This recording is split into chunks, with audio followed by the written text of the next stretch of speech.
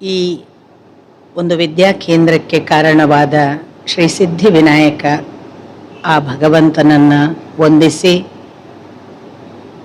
ಅದರ ಜೊತೆಗೆ ಇಡೀ ಒಂದು ಕುಟುಂಬದ ಹಾಗೆ ಈ ಒಂದು ಕ್ಷೇತ್ರವನ್ನು, ವಿದ್ಯಾಕ್ಷೇತ್ರವನ್ನು ಅಲಂಕಾರ ಭರಿತವಾಗಿ ಬೆಳೆಸುತ್ತಿರುವ ಎಲ್ಲ ಗಣ್ಯ ಮಾನ್ಯರಿಗೆ, ವೇದಿಕೆ ಮೇಲಿರುವ ಎಲ್ಲ ಹಿರಿಯರಿಗೆ ಮತ್ತು ಎಲ್ಲ ಹಿರಿಯರ ಪದತಲಕ್ಕೆ ಹಣೆ ಹಚ್ಚಿ ನಮಸ್ಕಾರ.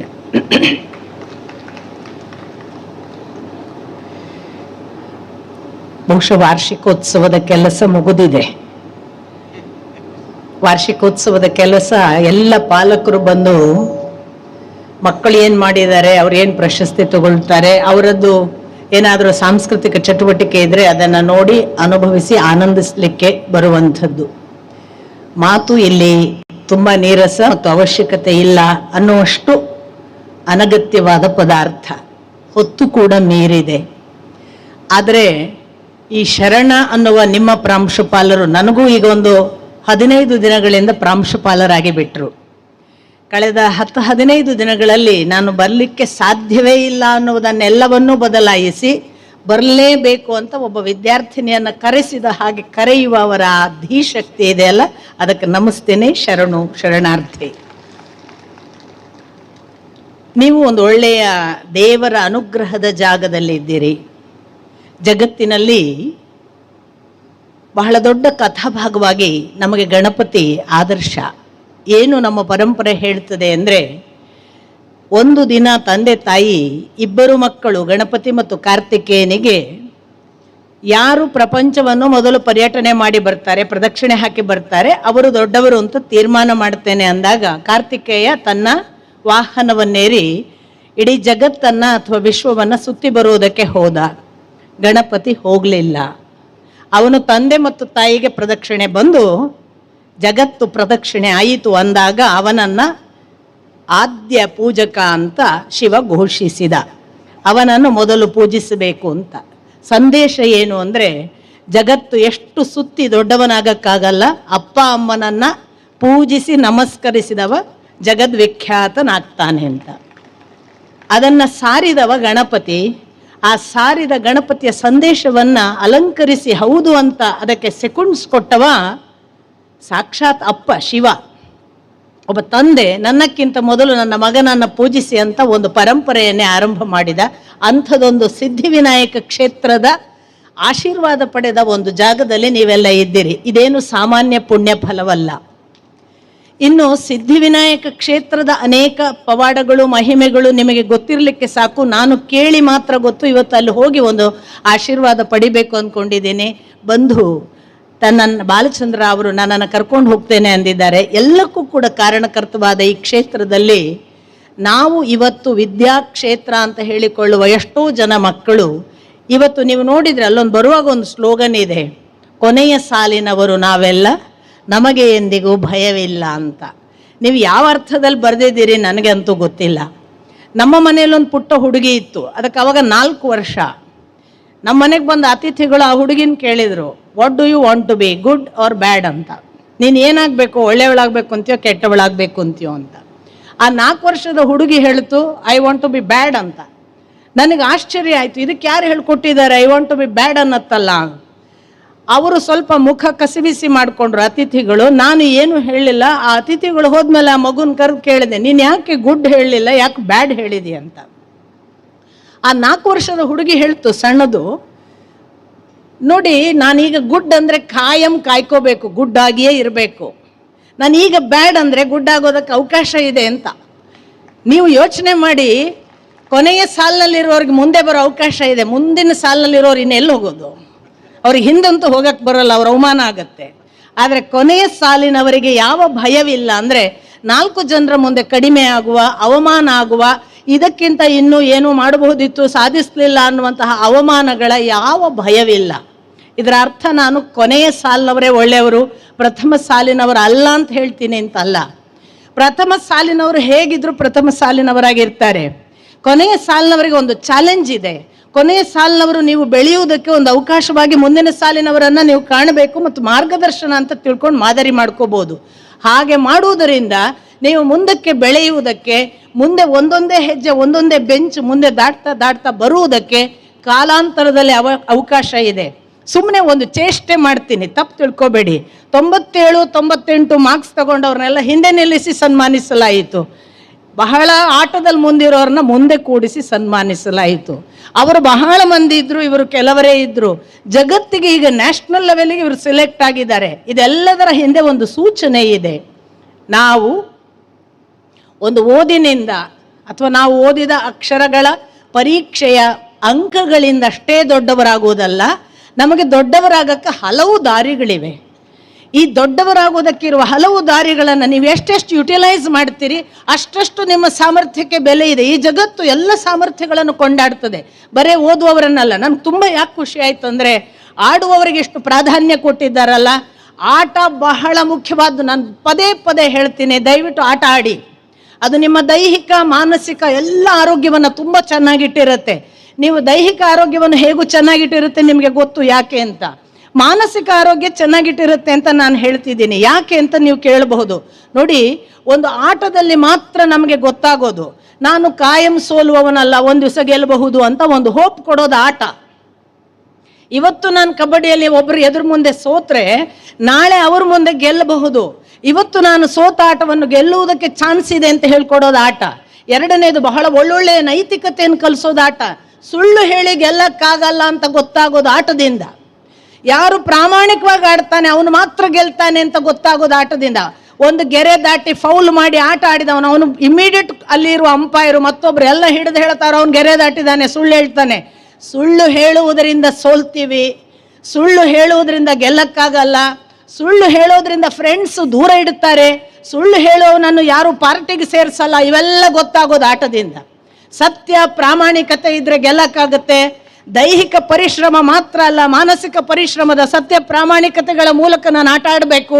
ಈ ಆಟ ಅನ್ನೋದು ಕೇವಲ ಇಲ್ಲಿ ಆಟ ಅಲ್ಲ, ಜೀವನದ ಆಟ. ಇದೆಲ್ಲವೂ ಪಾಠ ಆಗೋದು ನಿಮಗೆ ಗ್ರೌಂಡಿನಲ್ಲಿ. ದಯವಿಟ್ಟು ಹೆಚ್ಚು ಆಟ ಆಡಿ. ಆಟಕ್ಕೆ ಬಿಡದೇ ಇದ್ರೆ ದಿನಕ್ಕೆ 1-1.5 ಗಂಟೆ ಪ್ರತಿ ಪಾಲಕರು ಮಕ್ಕಳನ್ನ ಆಟಕ್ಕೆ ಬಿಡಿ. ಆಟ ಅಂದಾಗ ಇವತ್ತಿನ ಮೊಬೈಲ್ ಆಟಕ್ಕೆ ಬಿಡಬೇಡಿ ದಯವಿಟ್ಟು. ನಿಮಗಳಿಗೆಲ್ಲ ಒಂದು ದೊಡ್ಡ ದುರಂತದ ಮಾರ್ಗವಾಗಿ ಮೊಬೈಲ್ ಇದೆ. ಅನೇಕ ಜನ ನೀವಿದ್ದೀರಿ ಪಾಲಕರು.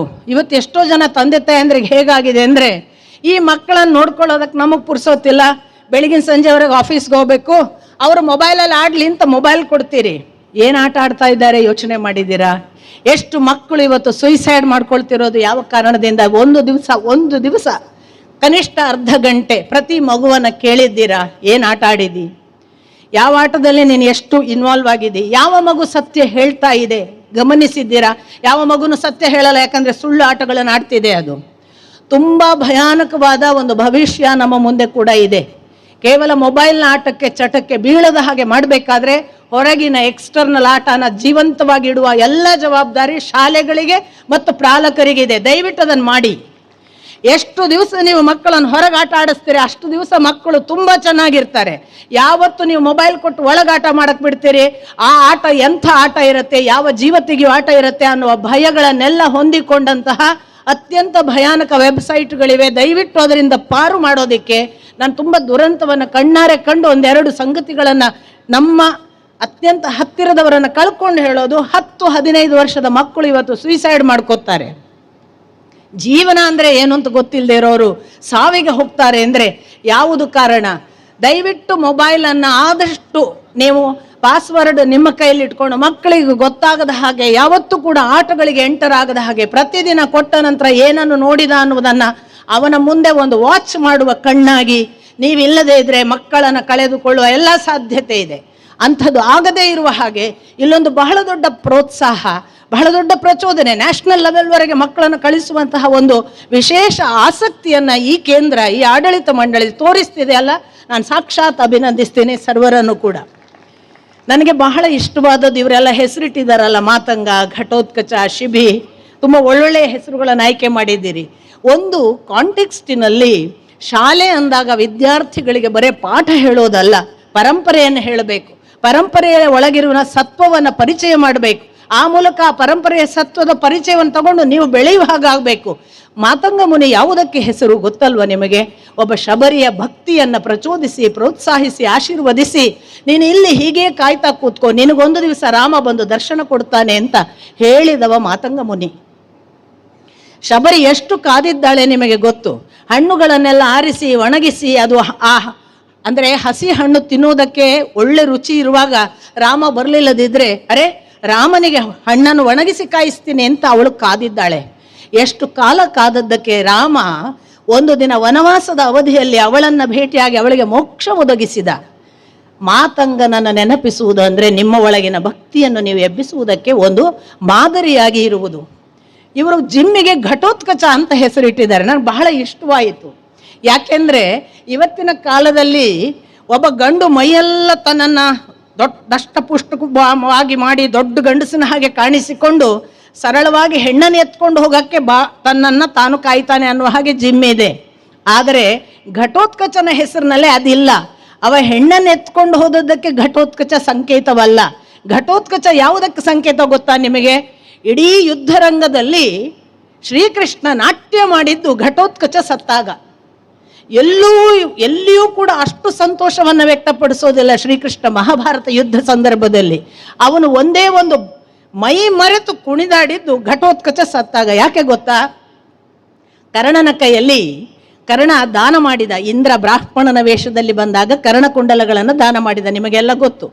ಅದಕ್ಕೆ ಪ್ರತಿಯಾಗಿ ಇಂದ್ರನ ಬ್ರಾಹ್ಮಣ ವೇಷದಲ್ಲಿದ್ದ ಆ ಇಂದ್ರನಲ್ಲಿ ಈ ಕರ್ಣ ಒಂದು ವರ ಕೇಳ್ತಾನೆ. ಏನು ಅಂದರೆ, ನನಗೊಂದು ಶಕ್ತಿಯಾಯುಧ ಕೊಡು, ಅದನ್ನು ಯಾರೂ ಹೊಡೆಯಕ್ಕೆ ಸಾಧ್ಯ ಆಗಬಾರ್ದು. ಅಂಥದ್ದೊಂದು ಶಕ್ತಿಯಾಯುಧವನ್ನು ಯಾಕೆ ತಗೊಂಡಿರ್ತಾನೆ ಅಂದರೆ, ಅವನಿಗೆ ಅರ್ಜುನನನ್ನು ಅದರಿಂದ ಕೊಲ್ಲಬೇಕು ಅಂತಿರುತ್ತೆ.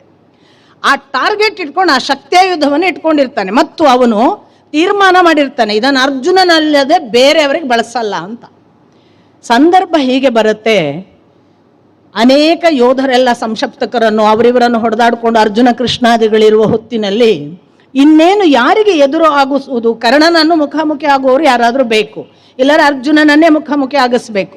ಯಾರನ್ನು ಮುಖಾಮುಖಿ ಆಗಿಸುವುದು ಅಂದಾಗ ಘಟೋತ್ಕಚನನ್ನು ಮುಖಾಮುಖಿ ಆಗಿಸುವುದು ಅಂತ ತೀರ್ಮಾನ ಆಗುತ್ತೆ ಪಾಂಡವ ಪಕ್ಷದಲ್ಲಿ. ಘಟೋತ್ಕಚ ಮತ್ತು ಕರ್ಣ ಯಾವ ಪರಿ ಯುದ್ಧ ಮಾಡ್ತಾರೆ ಅಂದರೆ, ಕರ್ಣನ ಆಲ್ಮೋಸ್ಟ್ ಎಲ್ಲ ಆಯುಧಗಳು ಸೋಲ್ತವೆ, ಏನೂ ಉಳಿಯಲ್ಲ. ಇನ್ನು ಕಟ್ಟ ಕಡೆಯದ್ದು ಇಂದ್ರ ಕೊಟ್ಟ ಆ ಆಯುಧ, ಶಕ್ತಿಯಾಯುಧ, ಅದು ಒಂದೇ ಉಳಿದಿದೆ. ಘಟೋತ್ಕಚನ ಮುಂದೆ ಇಲ್ಲಾದರೆ ಕರ್ಣ ಸಾಯಬೇಕು, ಇಲ್ಲ ಸೋಲ್ಬೇಕು. ಲಾಸ್ಟ್ ವೆಪನ್ ಅಂತ, ಇನ್ನು ನನ್ನ ಕೈಯಲ್ಲಿ ಬೇರೆ ಆಯುಧ ಇಲ್ಲ ಅಂತ ಆ ಶಕ್ತಿಯಾಯುಧವನ್ನು ತೆಗೆದು ಘಟೋತ್ಕಚನನ್ನು ಕೊಲ್ತಾನೆ. ಸಂದರ್ಭ ಭೀಮನ ಮಗ ಹಿಡಿಂಬೆಗೆ ಹುಟ್ಟಿದವ ಘಟೋತ್ಕಚ. ಅವ ಸಾಯುವ ಹೊತ್ತಿಗೆ ವಾಸ್ತವಿಕ ಭೀಮನ ಮಗ ಸತ್ತ ಅಂತ ಉಳಿದವರೆಲ್ಲ ದುಃಖಿತರಾಗ್ತಾರೆ.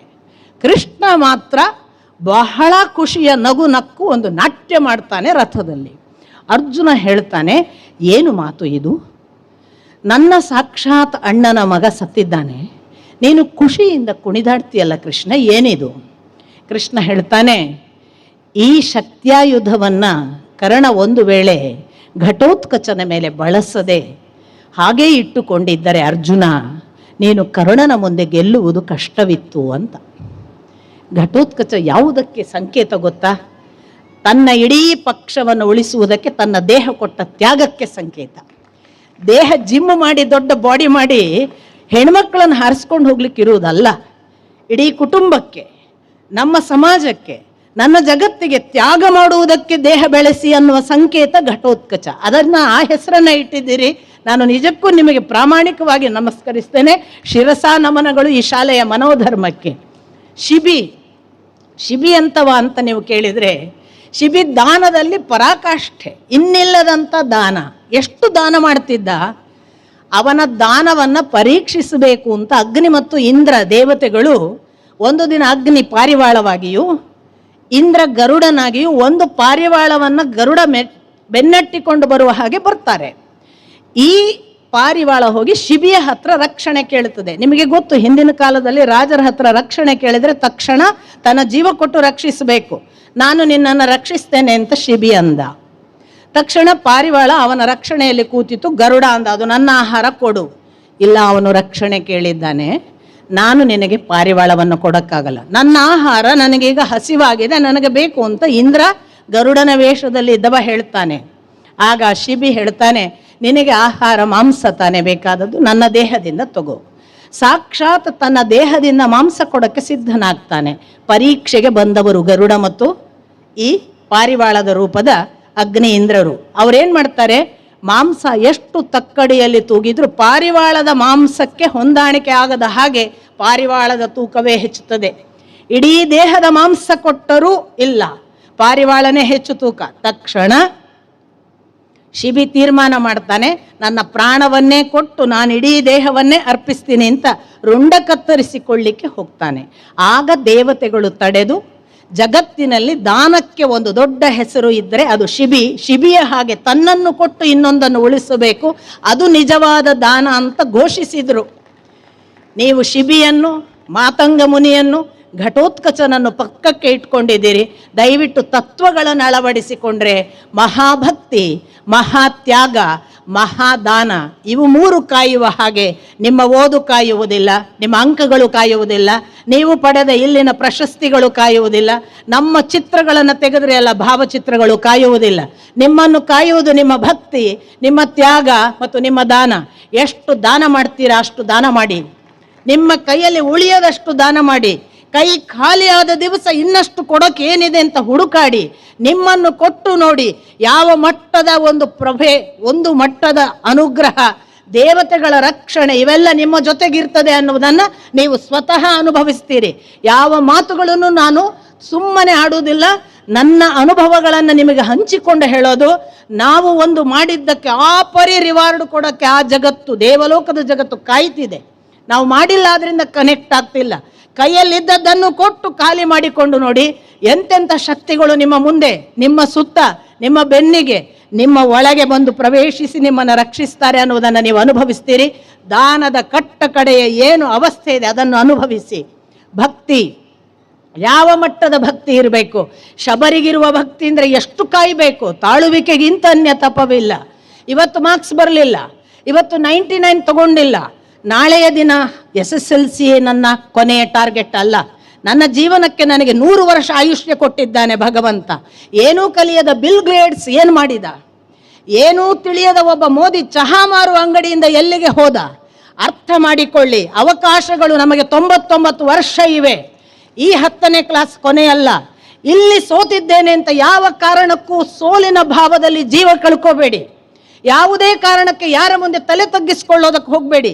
ಅಂತರಂಗ ವಿಮರ್ಶೆ ಮಾಡಿ, ನಿಮ್ಮೊಳಗೆ ಯಾವ ಸಾಮರ್ಥ್ಯ ಇದೆ ಹುಡುಕಿ ನೋಡಿ. ನಿಮ್ಮೊಳಗಿನ ಸಾಮರ್ಥ್ಯವನ್ನು ಎಬ್ಬಿಸಿ. ಬರೇ ಮಾರ್ಕ್ಸ್ ಒಂದೇ ನಿಮ್ಮನ್ನು ಅಳೆಯುವ ಸಾಧನ ಅಲ್ಲ, ಅದರ ಆಚೆಗೆ ಒಂದು ಸಾಧನ ಇದೆ.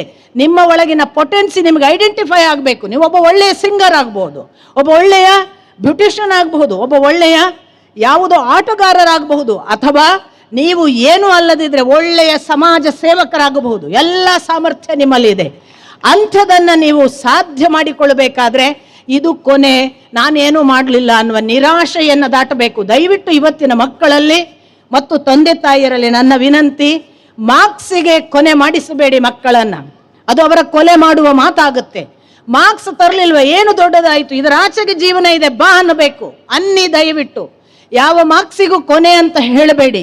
99 ತೆಗೆದುಕೊಂಡವರೇನು ಕೊನೆಯಾ? ಅವರಿಗೆ ಬದುಕಲಿಕ್ಕಿಲ್ವಾ, ಕಲೀಲಿಕ್ಕಿಲ್ವಾ, ಪಡೀಲಿಕ್ಕಿಲ್ವಾ? ಇನ್ನಷ್ಟು ಇದೆ. ಹಾಗಾಗಿ ಸಾಹಸ, ಸಾಮರ್ಥ್ಯ ಅದು ಎಂಡ್ಲೆಸ್. ಹಾಗಾಗಿಯೇ ನಮಗೆ 99 ವರ್ಷ, 100 ವರ್ಷ ಬದುಕುವ ಆಯುಸ್ಸು. ವೇದವ್ಯಾಸರು ಒಂದು ಕಡೆ ಹೇಳ್ತಾರೆ, ನಾನು ಯಾಕೆ 100 ವರ್ಷ ಆಯುಸ್ಸು ಕೊಟ್ಟಿದ್ದೀನಿ? ಯಾಕೆ ಕೊಟ್ಟಿದ್ದೀನಿ ಅಂದರೆ, ಕೊನೆಯ 99.9ಕ್ಕೆ ನಿಮಗೆ ಭಗವಂತನನ್ನು ಕಾಣುವ ಸಾಧ್ಯತೆ ಇದ್ದರೆ ಡೋಂಟ್ ಮಿಸ್ ಇಟ್ ಅಂತಾರವರು.